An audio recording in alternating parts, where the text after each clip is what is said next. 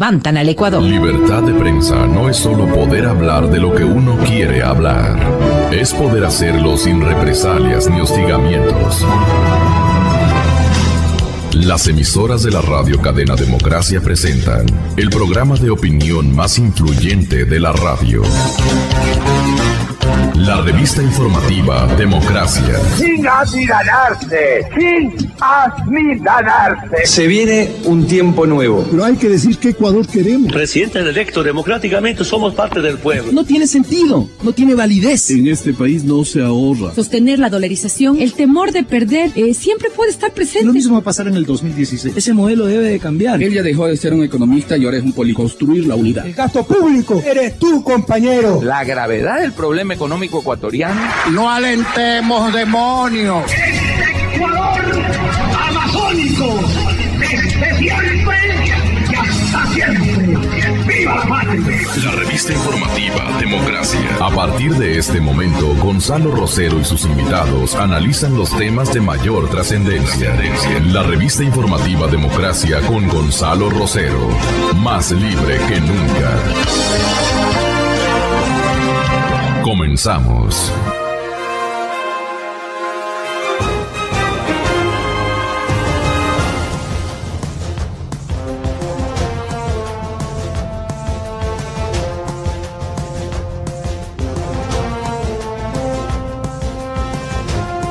Muy buenos días, señoras y señores. Encantados de poder contribuir a la cabal orientación de ustedes, ya en materia económica y en materia política, como en los aspectos sociales. Los escándalos de moda, los que no cesan. Esta última fase de la corrupción, que es con las exculpaciones con firma y rúbrica que realizan desde las diferentes comisiones del Congreso Nacional, nos tienen hartos de tanta sinvergüencería. Dicen que las compras de los DRUF no fue nada irregular. Absolutamente. No fue nada irregular, según esta comisión.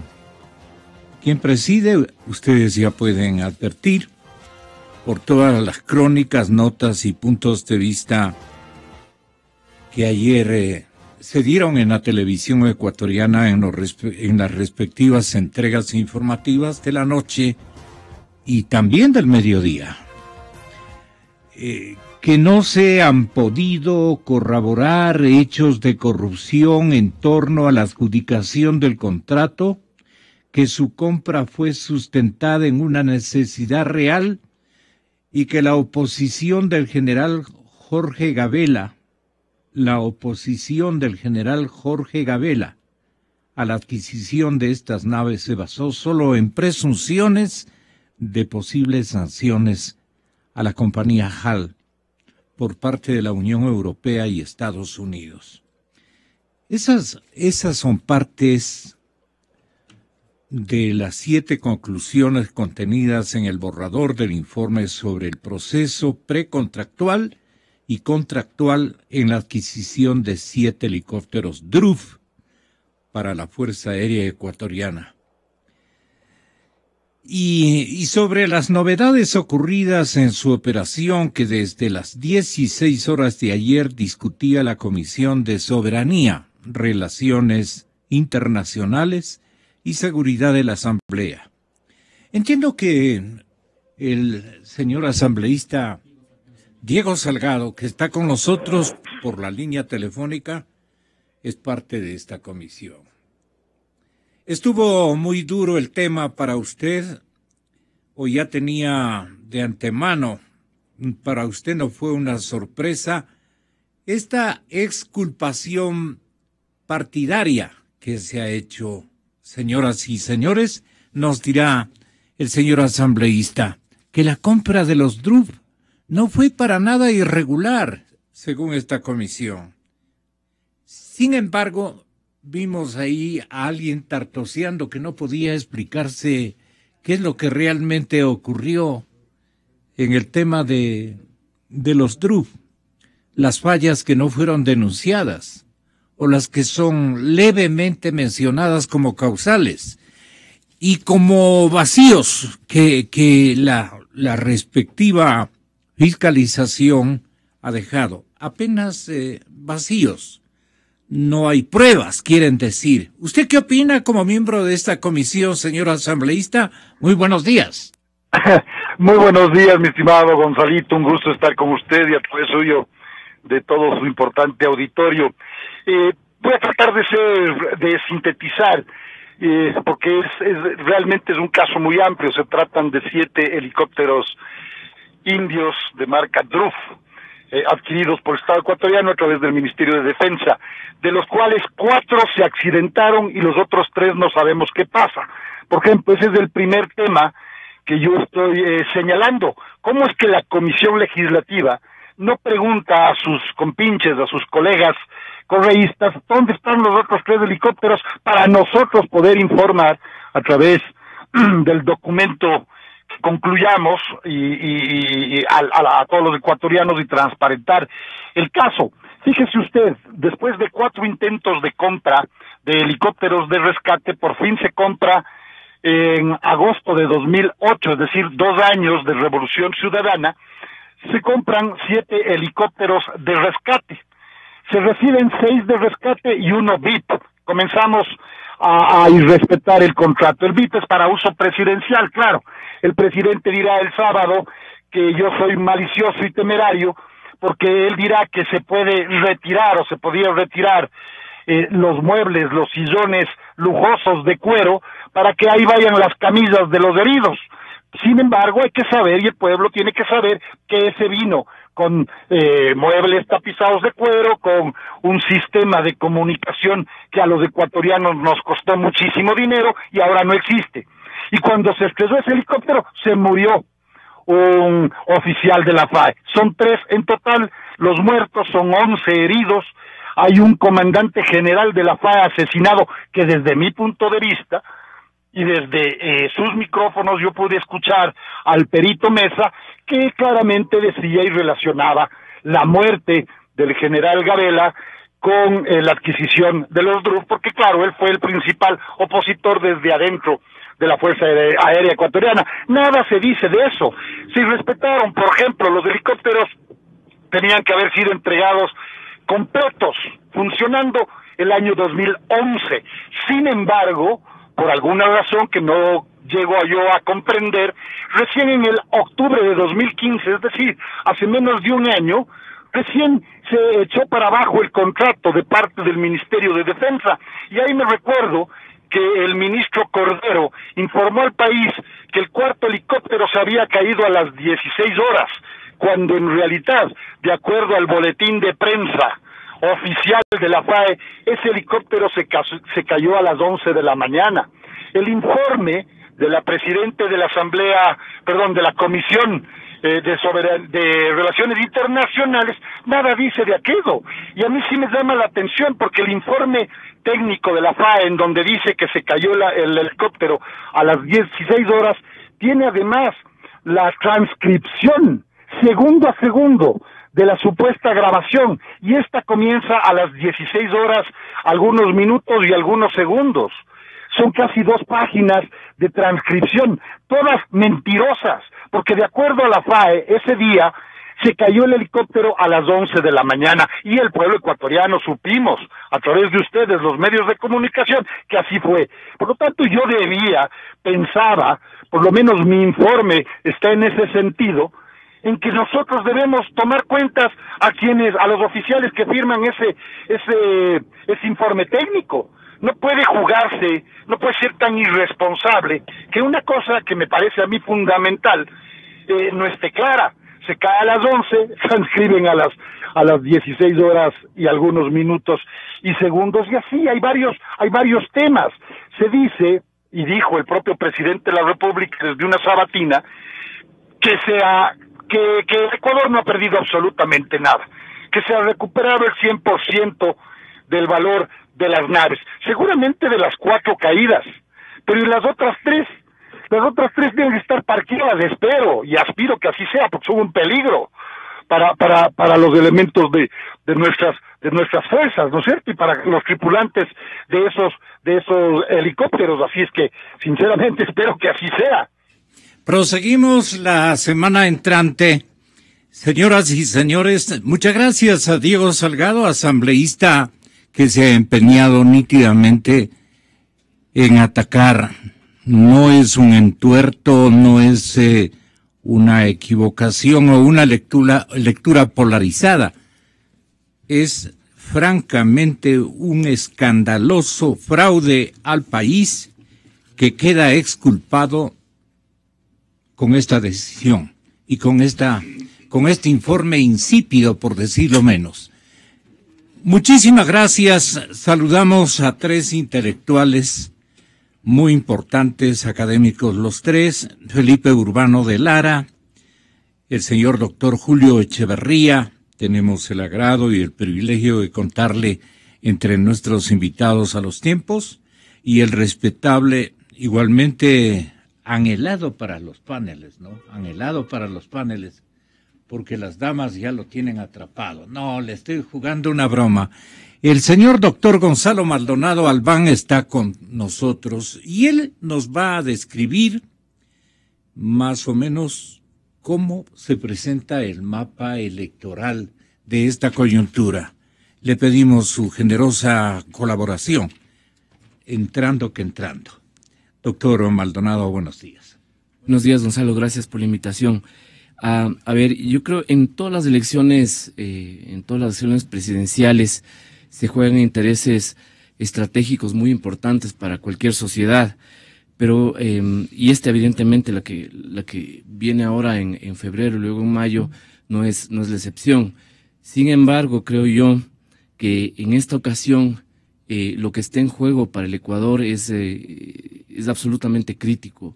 Me parece que a fin de cuentas no solo vamos a elegir ojalá a un gobernante digamos que permita una transición democrática, un cambio de régimen, sino vamos a elegir, el electorado ecuatoriano va a optar entre un modelo autoritario y generador de pobreza, o recuperar al país como digamos como un Estado republicano, es decir, como conocemos todos que funciona básicamente, que es un aparato estatal con varias funciones independientes y profesionales que administran un país. Yo creo que ese es en el fondo lo que está en juego ahora, y me parece que lastimosamente las élites políticas de oposición no han sabido leer y entender bien la gravedad de este asunto, y de ahí que la fragmentación que estamos viendo de cara a la primera vuelta es sumamente grande. Esto a mí me preocupa muchísimo, no digamos más por el hecho de que si es que esta fragmentación se agudiza, y si es que durante la campaña hasta mayo las críticas y los hasta, si usted quiere, hasta los insultos que típicamente comienzan a aflorar en estas etapas sean tan graves que dejen lisiadas permanente para siempre o muy muy comprometidas las posibilidades de que ya cuando el nuevo gobierno tome el poder se formen alianzas. Yo creo que también tenemos que tomar en cuenta que más que llegar al poder, ¿no es cierto?, mucho más difícil que llegar al poder va a ser permanecer en el poder y hacer una gestión razonablemente buena que permita gestionar los graves desequilibrios macroeconómicos en los que nos deja el actual gobierno, sobre todo tomando en cuenta que vamos a tener una minoría muy importante, una minoría de Alianza País, que es una minoría vocal, con una gran capacidad de movilización, y sobre todo porque la crisis va a, sin lugar a dudas, va a generar un costo social y económico muy grande. Hay un documento de la Cámara de Comercio de Quito que... La crisis fundamentalmente económica, ¿no? Claro. El estado en que queda la economía. Por supuesto. Hay un economista joven muy interesante que se llama Daniela Oleas. Ella escribió un ensayo que yo lo leí con mucho interés, donde dice básicamente que si es que el shock económico llega a niveles muy fuertes, alrededor de 700,000 familias que ya salieron de la pobreza volverían a ella. Entonces, ese es un dato que hay que tomar muy en cuenta, porque cuando, digamos, uno sale de la pobreza y vuelve, el impacto económico, el impacto psicológico es muy fuerte. Entonces, psicosocial. Esa gente va a estar dispuesta a, digamos, a pelear fuertemente por volver a donde estaba, es decir, a un estado de... Le despojarían de una conquista que este segmento social apoyó, ¿no? Por supuesto. Entonces, creo que esos son, a mi modo de ver, los elementos clave que están en juego ahora. Insisto, más que llegar al poder, va a ser más difícil es mantenerse en él y hacer una gestión ponderada, eficiente y con resultados positivos, porque me temo que un escenario trágico es que el siguiente gobierno pueda ser demasiado frágil, se caiga, haya algún tipo de, por ejemplo, esta muerte cruzada o peor, y venga un régimen aún mucho más autoritario, aún mucho más venal, aún mucho más corrupto. Es decir, en eso los ecuatorianos no tenemos que engañarnos, siempre podemos estar peor, siempre podemos estar peor. ¿Qué está en juego para el país? ¿Y cómo piensa la Revolución Ciudadana establecer un atractivo para la sociedad que votará en esta coyuntura tan difícil? Le ponen de por medio, doctor Burbano, un candidato al que hay que rendirle pleitesía de gratitudes por todo lo que, eso dice la gente, así lee la gente el acontecimiento que seguramente para un estudioso como usted no es el meollo de la maquinación a la que la ciudadanía va a ser objeto.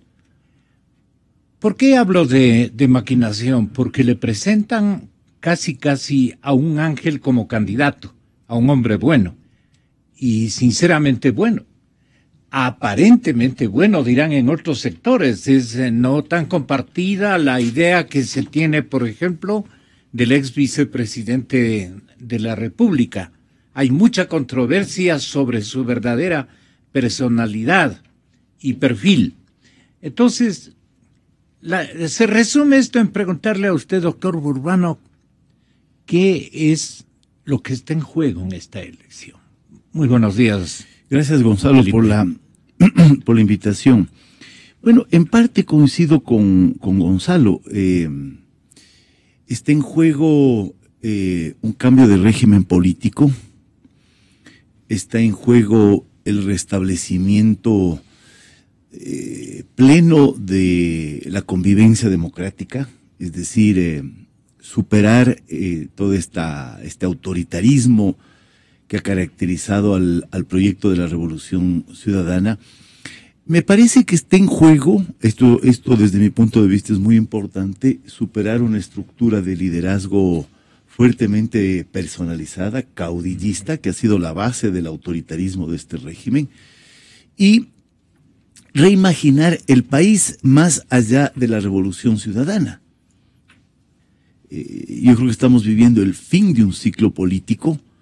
Las condiciones sobre las cuales gobernó Alianza País, su propuesta política, la idea de la refundación, la idea del socialismo del siglo XXI, creo que está agotado. Y por lo tanto, incluso Alianza País, como ya he señalado en algunas ocasiones, Gonzalo, también está obligada a reinventarse.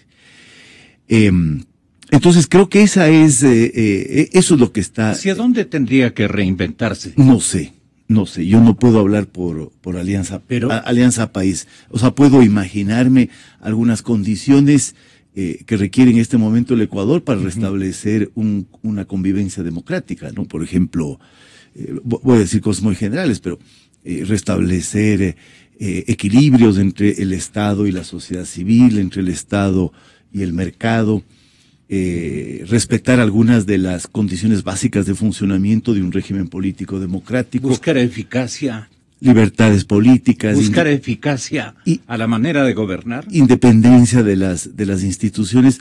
Ser más transparente en el gasto público, ¿no? Es decir, yo creo que, digamos, uno de los problemas gravísimos al que se enfrenta el Ecuador en esta transición, en este cambio de ciclo, es que las finanzas públicas, las cuentas públicas son una caja negra. Es decir, no sabemos en qué situación nos encontramos realmente, ¿no? Si es que hemos llegado al tope y al límite del endeudamiento del sector público, si es que el gobierno está manipulando las cifras de endeudamiento para seguirse endeudando y así concluir exitosamente su periodo, ¿no? Entonces creo que ese es un tema clave. Y en este contexto está lo que tú planteas, Lenin el bueno, digamos. Claro. ¿No? No, yo, si no... Pero entonces, ¿no? Ya está bien, Lenin el bueno, ¿no es cierto? Y eso es lo que tenemos hasta ahora, la imagen de Lenin el bueno, el contrapeso del autoritarismo de Correa, el contrapeso de la dureza de Correa, pero para mí es un misterio Lenin Moreno, ¿no? Yo no sé lo que él piensa políticamente. Él fue el vicepresidente de las obras sociales, el vicepresidente de las sonrisas, el vicepresidente del humor, pero el rato en que haya que situarle un contexto tan difícil como el que vamos va a heredar, a enfrentar y el que va a heredar, él tendrá que tomar definiciones y posiciones. Entonces empezaremos a ver, creo yo, a Lenin Moreno el político, ¿sí? ¿Dónde se sitúa? ¿Dónde se sitúa en este proceso que tiene, como hemos dicho, estas características, ¿no? El proceso político denominado participación ciudadana, respetable y querido amigo señor doctor Julio Echeverría, en su libro está definido como qué circunstancia. ¿Como qué circunstancia histórica? Muy buenos días. Gracias, Gonzalo. Usted editó una obra que se llama, y que es harto recomendable, La democracia sometida, el Ecuador de la Revolución Ciudadana. Y en las conclusiones usted manifiesta que los procesos estudiados revelan profundos cambios y reacomodos de los marcos normativos, de las lógicas institucionales y de los mecanismos de participación política. Estos cambios han incidido significativamente en las realidades institucionales de estos tres países, a quienes usted los ubica como practicantes de este modelo. Y lo que se ha observado en términos generales en sus conclusiones es ineficacia y corrupción. Sumada las dos, esto ha sido un fracaso rotundo, un fracaso moral, un fracaso ético, un fracaso político, un fracaso de planificación y un fracaso de la eficacia en la práctica de gobernar este país. De manera que nos ha ido con este modelo muy mal y la institución democrática ha sido sometida, que es el título de su libro, La democracia sometida, el Ecuador de la Revolución Ciudadana, en todas las librerías del país desde hace un par de meses, un poco más. Tal vez un poco más. Un poco más. Julio Echeverría en Cadena Democracia. Gracias, Gonzalo, por la invitación. Sí, en efecto, lo que plantea el libro y lo que sostengo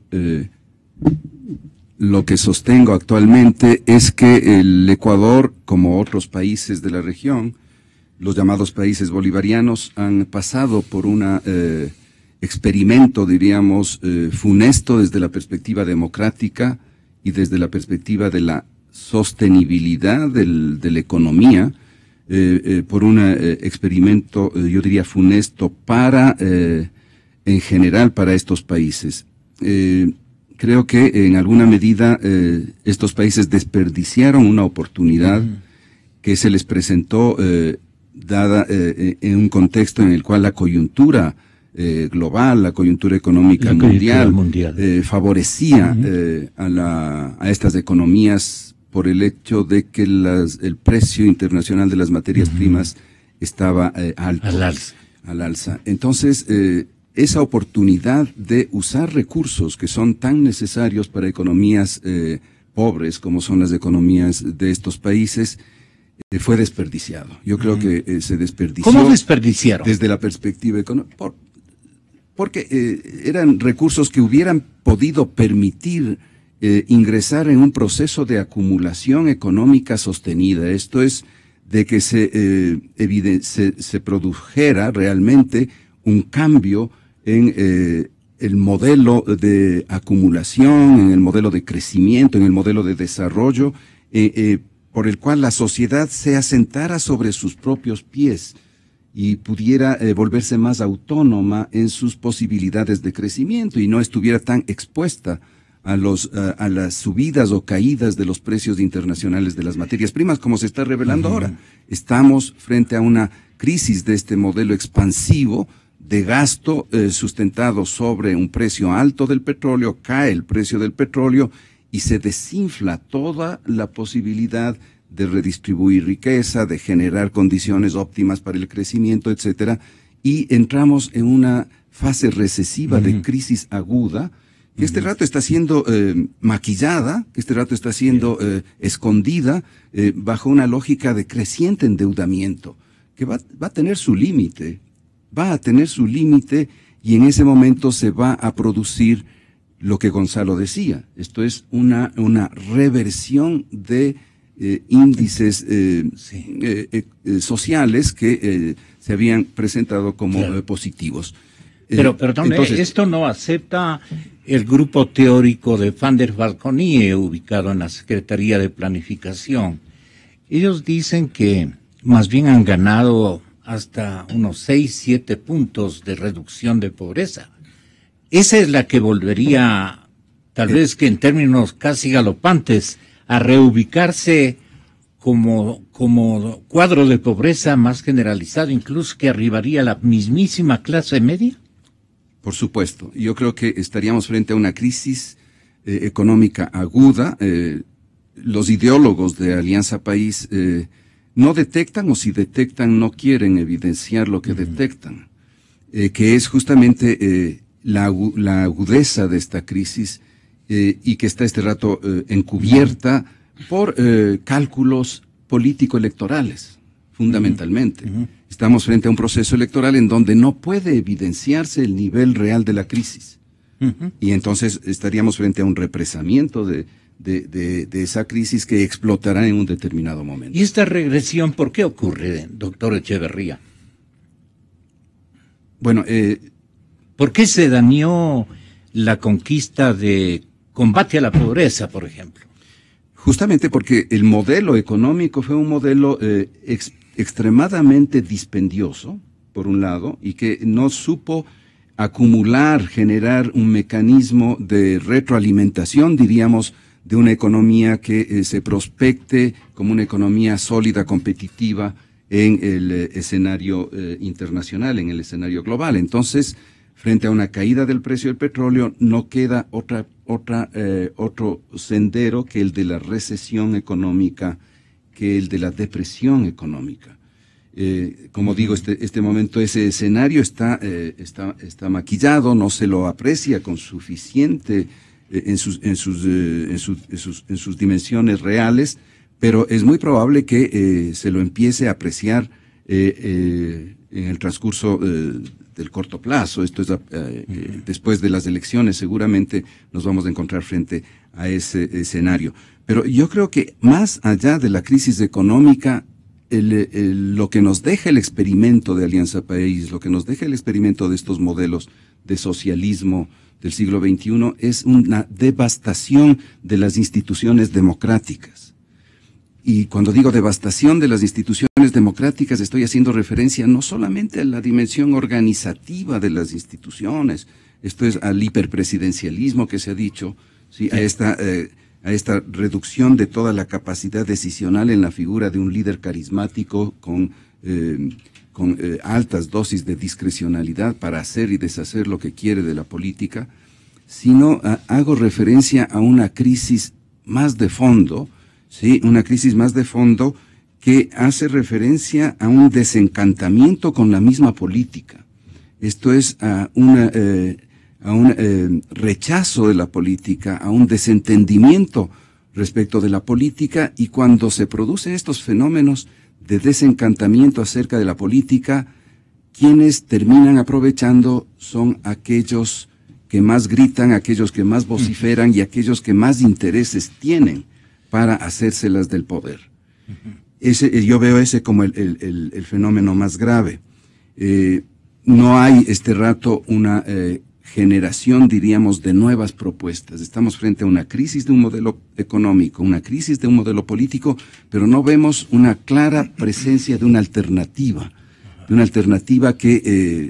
nos plantee otro camino, ¿sí? Que nos plantee otras posibilidades, y lo que me temo es que vayamos hacia una mayor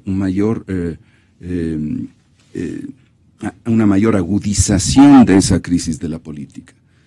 Habría que esperar que todos los esfuerzos que se están haciendo desde las oposiciones por conversar, por establecer alianzas, acuerdos, etcétera, vaya configurando una propuesta relativamente articulada de alternativa al actual modelo económico y político.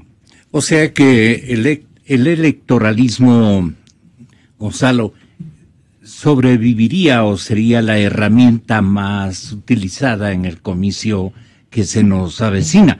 Esa idea por lo menos nos describía Fabián Corral, si es tan amable, el doctor Fabián Corral. Porque lo que yo me temo que en el Ecuador no tenemos democracia, tenemos algo que se llama electoralismo, que no es lo mismo. La democracia es un sistema mucho más complejo, que está basado en un conjunto de valores, en un conjunto de referentes, de convicciones, y no se reduce única y exclusivamente a elegir personas. Eso es un aspecto pequeño de la democracia, parte de la democracia, pero no es toda la democracia.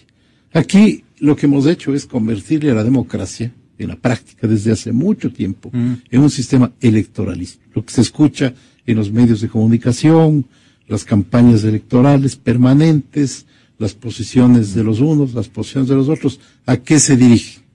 A que yo soy mejor, elíjanme a mí. Sí. O a que yo soy mejor. Deléguenme a mí. Deléguenme a mí. Y a eso se reduce la democracia. Exa FM. Y había un complemento que me parece interesante para que usted configure su propio análisis, puesto que usted nos inspiró. Contar con esta trilogía de personalidades intelectuales entre los que usted se cuenta, y yo le cuento a usted. Bueno, el asunto es que el doctor Ramiro Aguilar, un asambleísta que aquí confesó el otro día haberse equivocado en algunas prácticas camerales, decía que, Ramiro Aguilar, a él me estoy refiriendo, que al oficialismo en esta coyuntura sí se le puede ganar, pero lamentablemente, dice el señor doctor Ramiro Aguilar, la responsabilidad de los políticos de oposición es darle al país la posibilidad de que podamos vencer en las elecciones. No con esa dispersión. Pero la dispersión mata, exactamente, la dispersión mata. O sea, como por primera vez el correísmo es vencible, y muy vencible, tan vencible es que en todas las simulaciones electorales que se hacen incluso hay la posibilidad de que haya una segunda vuelta sin Moreno, que también hay esa posibilidad. Pero todas son simulaciones electorales. La simulación electoral es un juego mental. Así es. La realidad nos dice que la única forma de vencerle a Correa habría sido tener una lista única fuerte de oposición. Pero no hay. No hay porque prevalecieron los intereses personales. Así Es más, hay gente, por ejemplo, que una vez está con Lazo, otras veces está con los socialcristianos, sí, otras veces está con las gentes de las izquierdas, los mismos pachacutics, una vez conversan con Lazo, otra vez conversan con Nebot. No me termina de gustar, Gonzalo. A veces las personas creen que no me gusta nada. No, a mí me gusta un montón de cosas, pero... Exa FM. Hay mucho paseante, en verdad, que desprestigia al estamento opositor, ¿no? Mire usted, ahí está un paseante. Ahí lo tenemos en la cadena Ecoavisa en este momento. Yo le digo el nombre, el señor Diego Borja. Y así en este orden hay cualquier cantidad de actores que se han paseado por todos los partidos políticos. Entonces, ¿qué consecuencia puede traer en el acto selectivo que nos entrega como posibilidad la actividad democrática de nuestro país? Yo coincido con Julio, Gonzalo, en que durante estos 10 años ha habido una distorsión de la práctica política. Yo creo que aparte de una distorsión de lo que es el ejercicio del oficio político, ¿no? Aparte de poner, digamos, sobre la mesa la importancia de la transparencia que decía Felipe, que me parece que es un tema absoluta y completamente esencial, absoluta, no solo en las cuentas fiscales, sino en todo orden público.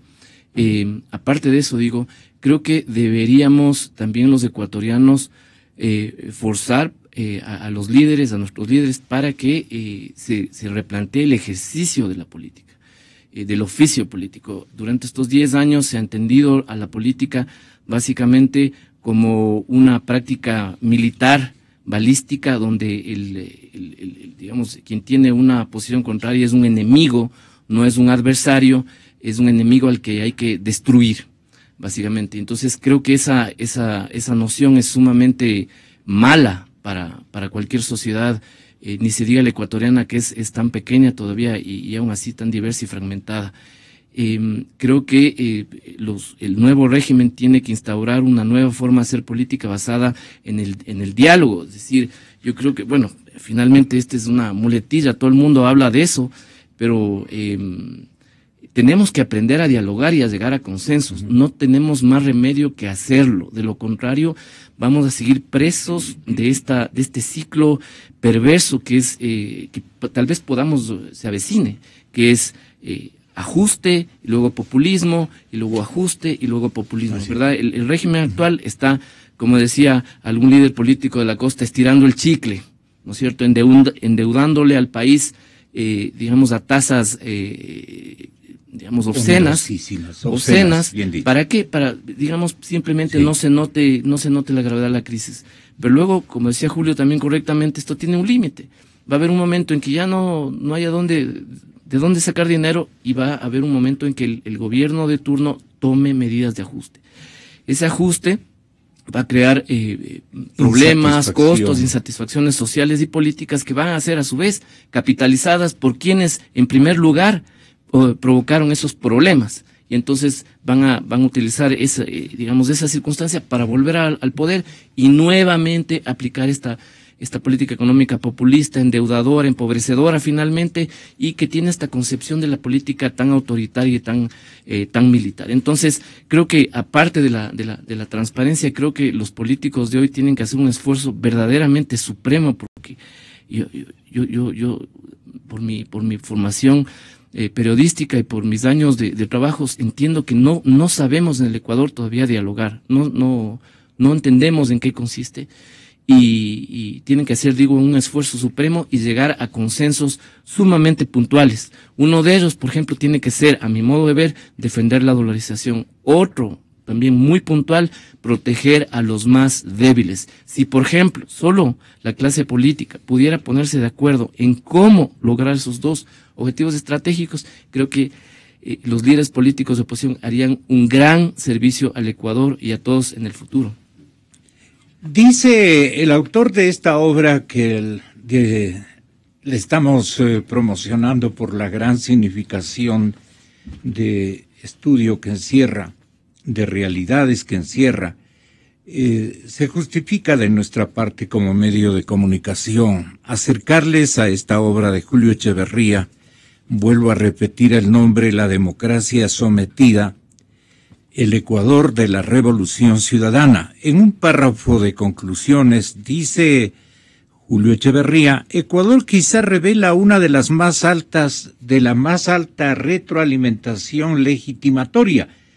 ¿Qué se explica, doctor Felipe Urbano, por los logros alcanzados en materia de gestión administrativa, ampliación de servicios y reducción de pobreza, pero al costo de una preocupante deriva autoritaria que reduce espacios de democracia e impone, gracias al poder mayoritario de la legislatura, un conjunto de leyes que han venido atentando contra los derechos de libertad de comunicación, de libre asociación y expedientes represivos dirigidos a controlar toda disidencia y toda expresión democrática. Este ha sido el costo. Pero no sé si usted nos ayude a reflexionar respecto del costo económico que ha significado este modelo. Bueno, como ya se ha dicho, es un modelo dispendioso, un modelo que giró básicamente alrededor de la actividad del Estado, ¿no? Y el Estado en muchos sentidos, porque el Estado, yo a ratos tengo la impresión de que solo estamos viendo el Estado desde su relación con la economía, pero hay que pensar también en su relación con la política, cómo fue un modelo político que quedó... ¿Desde el garantismo, dice usted? No, que quedó atrapado en la idea de que el Estado es el instrumento fundamental del cambio, que es desde el Estado desde donde se puede llevar adelante el cambio. Y yo creo que, digamos, de los problemas más complicados que deja la Revolución Ciudadana es justamente esta idea, ¿no? De que lo que yo puedo hacer desde la política, lo que yo puedo hacer desde el gobierno, depende de lo que yo, de las capacidades que yo pueda tener en el Estado. Entonces, es un gobierno, desde el inicio, los primeros documentos del CEMPLADES ya identificó lo que ellos llamaron la capacidad de transformación política de Alianza País, vinculada a lo que ellos también llamaban el CEMPLADES, la reconstitución de la matriz del poder estatal. Entonces, creo que esa concepción de la política que gira alrededor casi exclusivamente del Estado, de lo que puede hacer el Estado, de lo que yo puedo movilizar desde el Estado, vinculado a esta estructura de liderazgo fuertemente personalizada, es lo que nos ha llevado, digamos, a no tener límites precisamente en las capacidades de intervención del Estado. Entonces fuimos desbordados por el Estado. Debilitada la economía privada, debilitado el capital privado, debilitado los mecanismos de mercado, y hoy día no tenemos en dónde sostener un cambio del modelo. O sea, la economía privada, el capital privado, las empresas privadas también han sido muy debilitadas. El capital dirigente, el capital humano, los actores políticos también no han aparecido, es una de las referencias que hace la reflexión de Julio Echeverría. Porque los actores políticos no han crecido, por decirlo menos, ni en capacidad, ni en número de actores. Son los mismos que vienen. Vea, es Tito el que acaba de mencionar, me pasan, es Tito que usted lo va a ubicar rápidamente, el dirigente máximo de Avanza. Y en la unidad hay gente de izquierda, como Marcelino Chupí y muchos miembros de Pachacútec, por ejemplo. Está Paul Carrasco, que usted lo ha dicho, del centro izquierda. Estamos nosotros, que somos del centro izquierda. Y hay una agrupación de derecha, de tal forma de que está también el doctor Montúfar, que él se ha declarado de centro. Entonces hay una amplia gama que nos va a permitir realmente tener mucha objetividad al momento de hacer un plan de gobierno pragmático, realista, para sacar adelante al país. EXA-FM. Estos son el grupo humano que nuevamente se inserta en la campaña electoral y van a ser los mismos actores. ¿Por qué no creció el número de nuevos actores, digamos, en una democracia? Porque la democracia ha sido sometida por ¿quiénes? No sé si usted pueda identificarlos. No, porque este es un proceso que produjo, aparte de lo que decía el Julio, esta devastación de la institucionalidad, que me parece un término un poco fuerte, devastación de la institucionalidad me parece un poco fuerte, pero lo que sí produjo es una devastación del sistema de partidos. Es decir, arrasó con el sistema de partidos. Y generó un movimiento que dominó la política ecuatoriana durante 10 años, que es un hecho inédito en la política ecuatoriana. Nunca hemos tenido un partido mayoritario, nunca hemos tenido un gobierno que al mismo tiempo tenga la mayoría absoluta en el Parlamento. Entonces, ese es un efecto que ahora estamos viviendo. O sea, lo que estamos viviendo es la falta de liderazgo, la falta de organizaciones políticas, la falta de partidos, provocada precisamente por este predominio carismático de la política a través de Correa y este dominio de Alianza País. Es decir, yo creo que pero no se han consolidado nuevos actores políticos. Es que es muy difícil, Gonzalo. ¿Por qué? Ha sido muy difícil porque este gobierno ha restringido y limitado permanentemente el espacio político de la oposición. Si ahí donde veía algún germen de renacimiento político, ¡pum! Ahí donde vivía algún germen de fortalecimiento de las organizaciones sociales y los movimientos sociales, ¡pum! Ahí donde veía un espacio donde se podía generar un pensamiento crítico, un pensamiento diferente, ¡pum! O sea, es un gobierno, en este sentido, creo yo, estamos hablando de un régimen con una fuerte tendencia autoritaria a restringir sistemáticamente los espacios de la oposición, en todos los ámbitos. Entonces, ¿cómo surge ahí nuevos liderazgos? Y ahora que se abre el proceso electoral y que se abre en las condiciones en las que hablaba Ramiro Aguilar, en las condiciones en las que el correísmo es posible de ser derrotado, lo que vemos es, claro, el reaparecimiento de estas pequeñas figuras políticas como Ramiro González, tan cuestionado, los otros nombres que usted mencionaba. El Partido Social Cristiano Madera de Guerrera pone a Cintia Viteri como candidata a la presidencia de la República. Me parece que es una candidatura que no tiene ningún horizonte. Entonces volvemos a percibir este vacío, esta ausencia de organizaciones. Y eso es, me parece a mí, un tema sobre el cual hay que reflexionar. Esta fragmentación, esta debilidad de la oposición, porque ciertamente eso juega a favor de Alianza País. Usted tiene para decirnos algunas cosas. Sí, bueno, quisiera tal vez reconectarme con lo que estamos conversando. Exacto. Y yo creo que el nivel de la crisis política va más allá de la coyuntura electoral. Creo que el Ecuador, y bueno, el Ecuador no es el único, creo que estamos presenciando este rato fenómenos agudos de crisis política, de neopopulismos, no solamente regionales. Lo que está pasando en los Estados Unidos es un ejemplo de que la política está degradada, de que la política dejó en un determinado momento de ser aquello que curaba o solucionaba. Aquello que solucionaba realmente los problemas, y la política ha pasado a ser una actividad que complica más las condiciones en las cuales las sociedades viven y se reproducen. Entonces creo que estamos sí frente a una crisis del sistema político, del sistema de representación de los partidos políticos, pero estamos también frente a una crisis de credibilidad hacia las instituciones, y creo que eso es lo más grave. O sea, la gente cada vez más se aleja de las instituciones de la política, porque estas instituciones han sido vapuleadas, porque estas instituciones han sido utilizadas de la manera más predatoria, podríamos decir, por los actores que en un momento estuvieron ocupando el espacio de la política. Entonces creo que el esfuerzo que tiene que hacer la oposición, las oposiciones en este caso, es reconfigurar la credibilidad hacia la política. Perdone, ¿por qué les pone en plural a las oposiciones? No tanto por lazo, sino por la cantidad de actores políticos que están este rato compitiendo.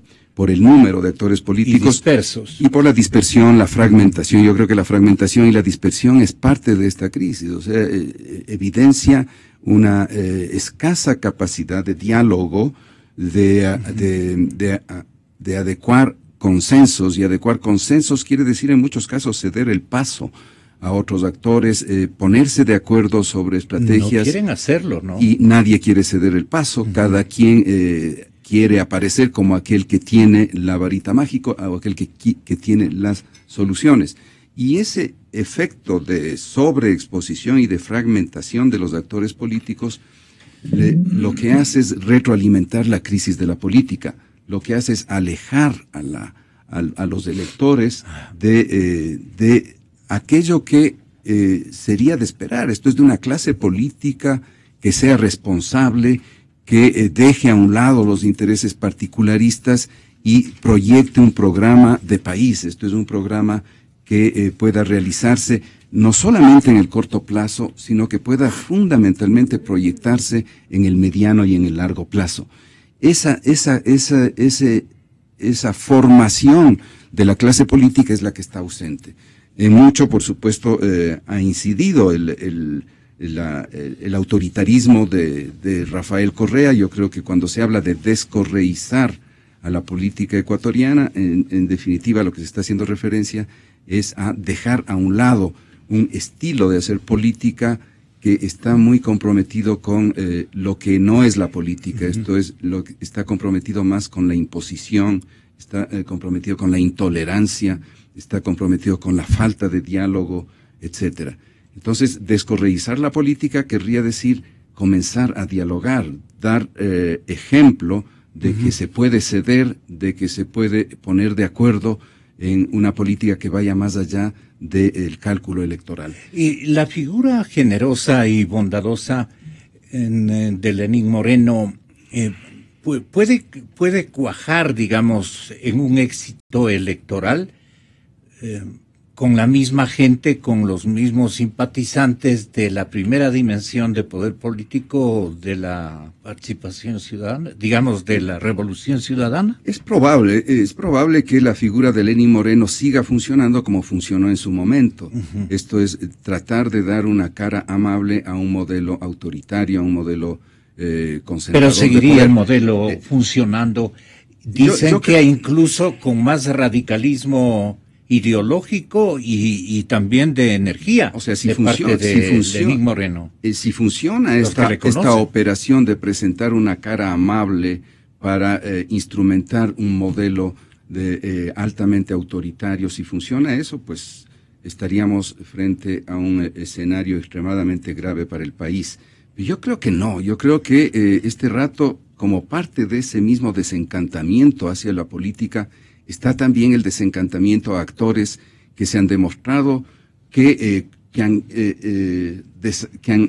cumplido esa tarea de instrumentalizar la política. Esto es de burlar el sentido de la participación ciudadana, etcétera. Y yo creo que este rato hay una crítica muy fuerte en la gente, no solamente a la política, sino también a los actores de la política, y creo que Lenín Moreno hace parte de esa manipulación política, y creo que no le veo mayor consistencia a esa postura. ¿No le ve futuro a usted a Moreno, para ser más francos, no, más categóricos? Me parece que no es el momento de ese tipo de liderazgo.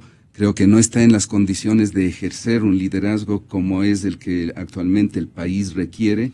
No tiene mayor formación en materia económica, y creo que en este momento se requiere un líder que tenga muy claro cuál es el papel de la reconstitución y ponerle sobre sus pies al modelo de la economía.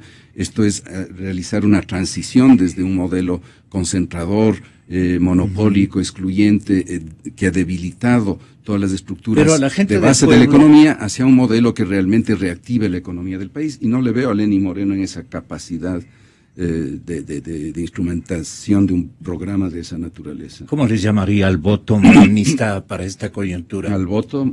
Morenista. ¿Voto morenista? Voto morenista.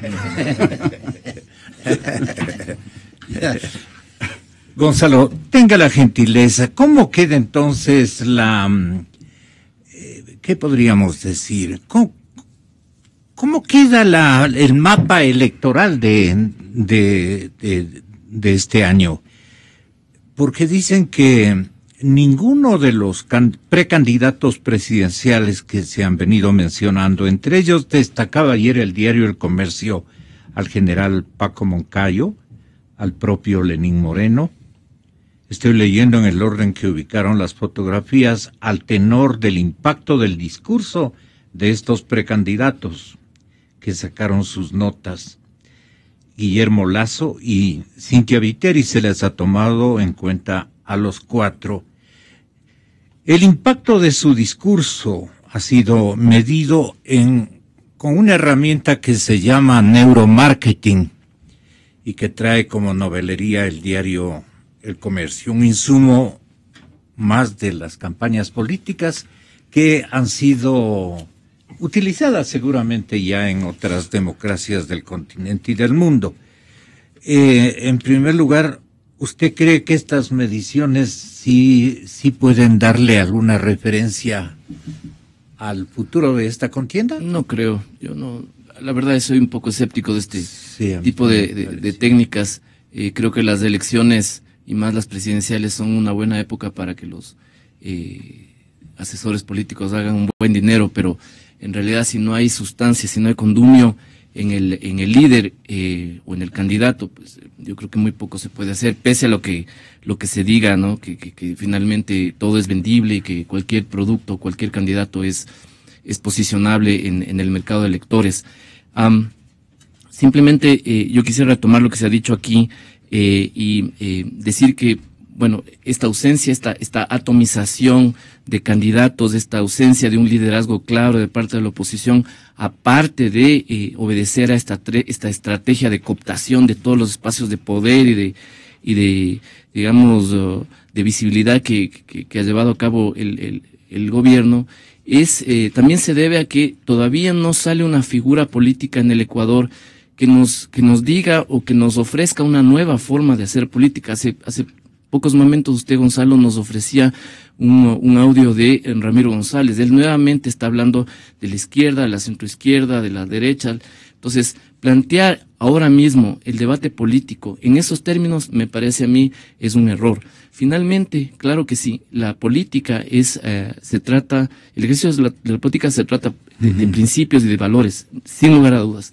Pero limitar ahora mismo el debate político, la conversación política en torno a que un candidato es de centro izquierda o centro derecha, o más de centros o menos de centro, pues me parece un error garrafal. Por eso es lo que no hemos podido, el electorado ecuatoriano, que todavía hay una porción importante de indecisos, no ha podido ver, ¿no es cierto?, el mensaje que le pueda llevar a movilizar su voto y su apoyo hacia una opción absolutamente clara. Yo tampoco creo que Lenín Moreno tenga, ni ningún candidato del oficialismo tenga reales opciones de un triunfo, porque creo que finalmente el gran elector en las próximas elecciones va a ser la economía. Sí. Yo creo que, y sería absolutamente trágico para el país, que si es que eso sucediera. No se va a votar por la bondad, sino por la economía. Yo creo que ese va a ser el gran... Mire, por situaciones económicas menos graves, digamos, los gobiernos salientes han sido vapuleados en las elecciones. Ni se diga ahora. Entonces creo yo que si es que el gobierno logra poner un candidato suyo en el poder nuevamente, sería o por una, digamos, gravísima torpeza de la oposición, o porque haya, digamos, elecciones, se tuerzan los resultados electorales, ¿no? Pero así es como veo yo las cosas en este momento. Las potencialidades de los candidatos servirán de referentes certeros en esta ocasión con lo que acaba de decir Gonzalo. Me explico de otra manera. La economía está liquidada. La economía va a quedar para un recuento, pero de una tragedia impresionante. No es que nos estamos inventando, es que la economía queda re mal, traumatizada prácticamente, y sin esperanzas, porque la perspectiva del mundo económico que nos acompaña tampoco es de un renacimiento de mejoras, por ejemplo, al precio de materias primas como el petróleo. Eso no se ve nada claro. Y entonces, ¿con qué tiene que lidiar para recuperar puntos en materia económica un candidato del oficialismo, por ejemplo, doctor Felipe Urbano? ¿O eso no va a alcanzar? El asunto es que el nuevo presidente del Ecuador será un Guillermo Lasso, un Paco Moncayo, una Cintia Viteri. ¿Usted llegaría a esa conclusión? A mí me asusta, Gonzalo, esta visión tremendista, esta visión apocalíptica, esta visión, la defino apocalíptica. La defino con esos términos respecto de la economía, ¿sí? O sea, yo puedo entender, y evidentemente estamos en una situación económica complicada, va a ser un tema clave de la campaña, va a ser un tema clave para el próximo gobierno, pero no hay que subvalorar la capacidad de la propia política para construir los escenarios y definir los escenarios, ¿sí? Incluso más allá de la economía. Entonces, no creo que la economía vaya a ser el gran elector. Va a ser un tema de fondo, pero las campañas electorales, ya sabemos cómo funcionan las campañas electorales, los mensajes que se trata de difundir, los liderazgos que se buscan consolidar, también van a incidir. Y desde ese punto de vista, yo creo que, digamos, no hay que subvalorar la fuerza política de Alianza País. Yo insisto en eso. Si no es que la economía va a ser el gran elector, porque si es que la economía es el gran elector, entonces Alianza País va a salir derrotada. No creo que sea así la cosa. Y lo otro que me parece que hay que pensar es, a ratos también tengo la sensación de que estamos con un modelo un poco idealizado de la política, ¿no? Lo que debe ser la política. Alianza País ha desvirtuado la política. Y yo diría, hay que entender cómo ha manejado la política Alianza País. Si no solo ver las costuras, no solo ver las debilidades, no solo ver esto que hemos hablado aquí, sino los aciertos sus capacidades estratégicos, podríamos llamar aquello. De alguna manera, y las condiciones que le han permitido. ¿Y usted qué destacaría de los aciertos estratégicos? Bueno, estos elementos que hemos venido comentando, ¿no? La articulación de un liderazgo muy fuerte, la potencia de la acción del Estado, un movimiento político que logró, digamos, crecer y expandirse de manera importante, los recursos con los que contó el Estado, ¿sí? Yo diría, esas son las piezas, y una manera de relacionarse con los sectores populares, una manera de articular ese liderazgo con unas ciertas demandas de la sociedad y de los sectores populares. Entonces, sí, aquí ha habido autoritarismo, aquí ha habido excesos, pero ha habido también las capacidades de manejo político, que es lo que hay que entender y valorar. Me preocupa la perspectiva de que tenemos que rever, lo voy a decir de esta manera, me preocupa la idea de que la política no ha estado funcionando en estos tiempos, y sí ha estado funcionando de una cierta manera, y eso le ha dado una potencia a Alianza País. Si eso no logramos entender, entonces tampoco me parece que la oposición va a ir en una dirección correcta. Los candidatos que están planteando alternativas tampoco creo que van a cuajar cosas interesantes, ¿no? Ajá. En el New York Times escribían ayer sobre el fracaso de las izquierdas en el subcontinente, en la parte nuestra. Y la cronista o la columnista refería precisamente al fracaso de las prácticas económicas. Eso, o sea, de los modelos económicos. El modelo económico es el que frustró, digamos, este posicionamiento de afecto social a estas revoluciones ciudadanas, a esta membresía que la adquirió el presidente Correa, y que la han practicado el resto de sus compañeros de aventura. Entonces, ¿a qué mismo asistimos en la próxima contienda electoral en Ecuador? A ratificar aquello, sumando y describiendo aciertos, como usted dice, han tenido también prácticas muy exitosas, estrategias muy bien cumplidas. Pero, ¿qué les falló? Le podría preguntar. Yo creo que les falló los límites de ese modelo, es decir, hasta dónde podía ir ese modelo y hasta qué punto podían hacer de ese modelo lo que planteaba Julio, hacerle sustentable. ¿Sí? Yo creo que ahí les falló una perspectiva y una capacidad de imaginar este modelo a más largo plazo y darle sustentabilidad. Venezuela es un fracaso rotundo. El Ecuador está ahí. Bolivia es quizá el que menos se ha excedido de los tres modelos en su manejo económico, un manejo quizá más equilibrado, más ajustado. Con reservas. No, ha acumulado muchísimas reservas, hay un sentido del ahorro, hay un sentido del cuidado de los indicadores macroeconómicos, ¿no? Entonces creo que donde más ha fracasado... Estico de aquí, ¿en qué se excedió? Pero en todo, crecimiento del aparato estatal, aumento de los sueldos, aumento desproporcionado de la inversión pública. No es que esté mal la inversión pública, lo que pasa es que la inversión pública tiene que crecer con un ritmo razonable, ¿no?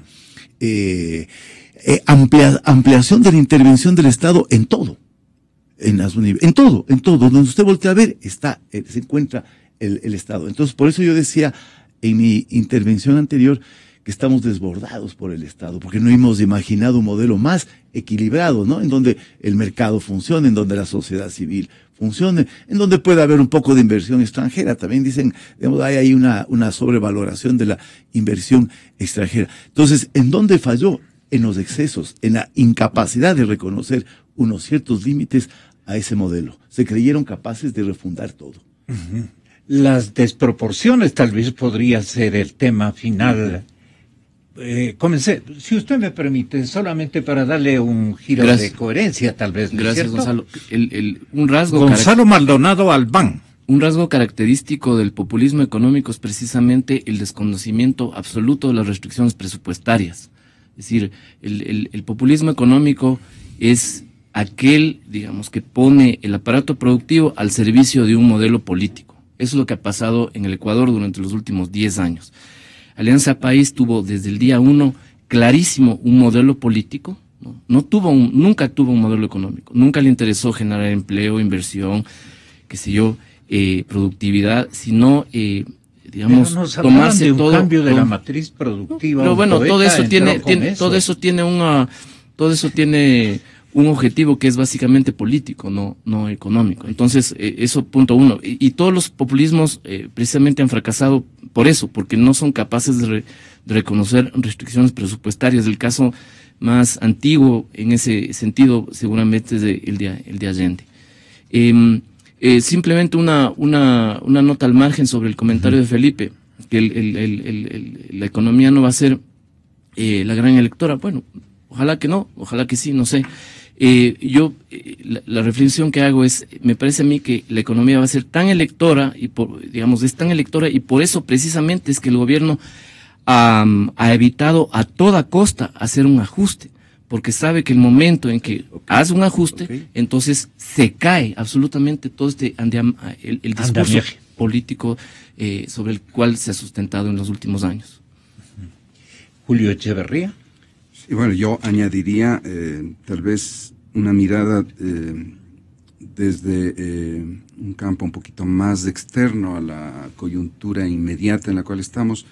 El análisis que habría que hacer es que Alianza País fundamentalmente y el modelo ha sido un modelo esquizoide que se ha montado por un lado en una idealización utópica, sí, que es esta idea del buen vivir, del summa causae, de los derechos de la naturaleza, etcétera, y una visión especialmente en el manejo de la economía, de un cortoplacismo absoluto. Esto es, se creyó y se creyeron que el precio de las materias primas se iba a incrementar y ese precio se iba a permanecer 40, 50 años y que por lo tanto se podía hacer lo que se quisiera con la economía. No se miró un poco más allá de los 10 años y no se evidenció que la economía la economía tiene sus ciclos, claro, que hay ciclos expansivos y hay ciclos restrictivos, y que el manejo de la política económica, el modelo económico, tiene que estar suficientemente diseñado como para navegar en las alternancias y en las turbulencias de esos ciclos expansivos y esos ciclos recesivos. Entonces, una mirada extremadamente cortoplacista en el manejo de la economía y una mirada delirante en la definición de la utopía y de sus posibles logros. Entonces, creo que nos hemos encontrado en el medio, hay absolutamente nada entre ese cortoplacismo y ese futurismo utópico irrealizable. Entonces, la reconstitución de la política, en este caso, quiere decir reconstituir un programa que permita acercar las dimensiones utópicas que todo actor político tiene, que todo modelo político tiene, con las realidades efectivas de lo que es factible hacer con la economía, y pensar siempre en perspectivas en las cuales se puede articular el corto plazo con el mediano y con el largo plazo. Creo que esa reflexión es muy importante ahora que estamos frente a un proceso electoral y ahora que se trata de construir programas políticos. Los programas políticos tienen que conjugar esta dimensión del corto, del mediano, del largo plazo, esta atención a los ciclos alternantes de la economía y saber insertar una propuesta en esas condiciones de complejidad. Creo que ese es el desafío para las oposiciones y para los actores políticos. Tradicionalmente, doctor Gonzalo Maldonado, han ido en turno las derechas y las izquierdas. Ahora se ubica el economista Diego Borja como el representante con este movimiento Unidad Popular, léase ex MPD, pues no. Se vinculan, se asocian. Y Diego Borja con Poder Ciudadano se unifica se une con Unidad Popular. Sí, así. Y entonces dice él que este movimiento o esta alianza busca ocupar la tendencia de izquierda en esta coyuntura electoral. Entonces, ¿de qué estamos hablando, no? Pero oigamos a Diego Borja. Aquí la idea básicamente es generar un amplio acuerdo, un amplio andarivel de movimientos, de partidos, de personas que se ubiquen del centro a la izquierda y ocupar ese espacio que no está ocupado. En este momento el gobierno cree que ese espacio es patrimonio de la candidatura del gobierno, pero no es así. Lo que se ha planteado es generar una candidatura potente en la medida de lo posible, una candidatura única. Todavía estamos a la espera de definiciones en distintos sectores, pero claro, el objetivo sería apoyar una candidatura única. Todavía no se puede decir quién es esa persona porque todavía no está definida por las distintas agrupaciones. Pero el objetivo sí es así. Nuestra idea es configurar una unidad coherente, una unidad con postura política coherente, con acciones coherentes, con desempeños coherentes, que además nos acompañan las obras. No hay que tenerle miedo ni temor al diálogo. Y si es que hay posturas distintas que se ubiquen en otro andarivel del pensamiento ideológico, como la de la unidad de la derecha o de las derechas, y otra como la nuestra, que es la unidad del centro a la izquierda, y sentarse a conversar para beneficio del país, no es inadecuado. Exa FM. Entonces esta alianza se llama coherencia. ¿Usted encuentra coherencia ahí? No, yo encuentro ahí, digamos, desconocimiento y miopía. Como decía hace un momento, me parece que plantear ahora mismo el debate político en términos de izquierdas, de centros o de derechas es absolutamente errado. Incluso esa taxonomía política ya creo que ha quedado en desuso. Creo que eso incluso, plantear, digamos, propuestas políticas, digamos, desde esa mira de centro izquierda, de centro derecha, impide el diálogo. Yo creo que más bien o dificulta el diálogo enormemente, porque finalmente, cuando se plantea el problema así, los participantes en el diálogo van a hablar sobre dogmas de fe. O sea, alguien es de centro izquierda porque digamos que pone un sitio más preeminente a la justicia que la libertad. Alguien es más de centro derecha es porque prefiere la libertad a la justicia, no es que prefiere mucho más o pone un valor más preeminente a la libertad que a la justicia. En fin, entonces son situaciones que dificultan el diálogo antes que enriquecerlo. Creo nuevamente que es que la clase política, los líderes deberían replantear la estrategia de campaña en términos mucho más concretos. Por ejemplo, poner sobre la mesa la necesidad de transparencia o recuperar el concepto de escasez, ¿no? Es que es muy importante para tener un modelo económico e incluso político estable y no sujeto a estos vaivenes de ajuste y populismo, y llegar a acuerdos muy puntuales. Creo que ahorita no interesa tanto de dónde vienes, quién eres, de izquierdas, de derechas. Creo que es importante más bien una unión de todas las fuerzas democráticas. Eso sí, eso sí es importante. Creo que eso sí es más relevante. ¿Y cuáles son los límites de este espectro democrático? Ahí no habría límites, pues ahí usted puede ser muy de izquierdas, muy de derechas, eso no es, mire, yo creo que eso es ser muy de izquierdas o muy de derechas finalmente es incidental ahora mismo. Lo importante es que los participantes en política sean actores profundamente democráticos, que crean, pero de verdad, en las reglas del juego democrático, en un Estado de Derecho y en un Estado republicano. Yo creo que eso es lo más importante ahora, no tanto que sea vital que el nuevo candidato de oposición sea de centro izquierdas o más de centros. Creo que meternos en esa discusión es totalmente fútil e inconducente, no nos va a llevar a ningún lado. Pero usted dice, doctor Julio Echeverría, usted termina el programa, que la democracia está sometida, ha estado sometida. Sí, vemos que ha estado sometida, pero entonces esta democracia tiene capacidad y posibilidades de reactivarse para crear una fuerza gigantesca que obedezca o haga oídos de las quejas de la ciudadanía después de estos desfases y engaños que le ha tocado soportar. O sea, mi respuesta no puede ser unívoca. Yo creo que estamos frente a un desafío.